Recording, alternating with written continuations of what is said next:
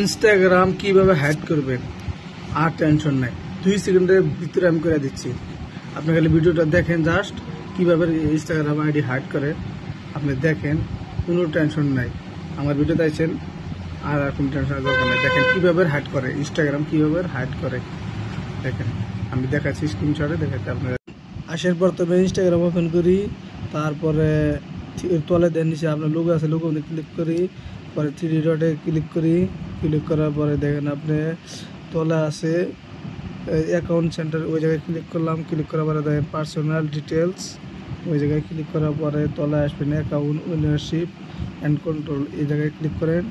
Click করার পরে দেন deactivation, ওই জায়গায় ক্লিক করবেন। করার পরে দেখেন আপনার যে ইনস্টাগ্রাম আইডি আছে ওই জায়গায় ক্লিক করবেন। করার পরে ডিঅ্যাক্টিভেশন অ্যাক্টিভ ওই জায়গায় রাখবেন। রাখার পরে কন্টিনিউ করবেন।